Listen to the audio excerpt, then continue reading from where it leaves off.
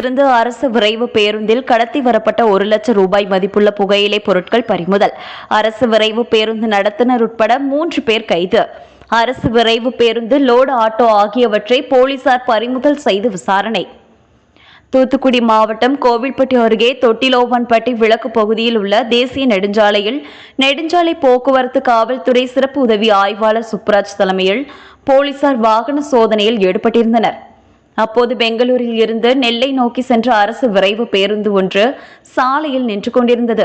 அதன் அருகே நின்று கொண்டிருந்த லோடு ஆட்டோவில் அரசு விரைவு பேருந்தில் இருந்து சில மூட்டைகளை ஏற்றிக் கொண்டிருந்தனர்.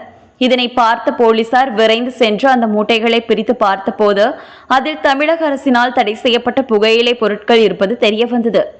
இதனை அடுத்து தடை செய்யப்பட்ட புகையிலை பொருட்கள் இருந்த மூட்டைகள் லோடு ஆட்டோவை கைப்பற்றிய போலீசார் லோடு ஆட்டோ டிரைவர் இளையரசனேந்தல் பகுதியைச் சேர்ந்த அகஸ்டின் ராஜ், அவருடன் வந்த கரிசல் குளத்தை சேர்ந்த ராமசுப்பு ஆகியோரிடம் போலீசார் விசாரணை நடத்தினர். இதேபோன்று அரசு விரைவு பேருந்து நடத்துனர் நெல்லை தாளையூத்தினைச் சேர்ந்த பாலசுப்ரமணியனிடமும் போலீசார் விசாரணை நடத்தினர். விசாரணையில் பெங்களூரு இருந்து கொண்டு வரப்பட்ட தடை செய்யப்பட்ட புகையிலை சாத்ருக்கு கொண்டு செல்ல இருப்பதே தெரியவந்தது. இதனை அடுத்து அகஸ்டின் ராஜ், ராமசுப்பு, அரசு விரைவு பேருந்து நடத்துனர் பாலசுப்ரமணியன் ஆகியோரை கோவில்பட்டி கிழக்கு காவல் போலீசார் கைது செய்தனர்.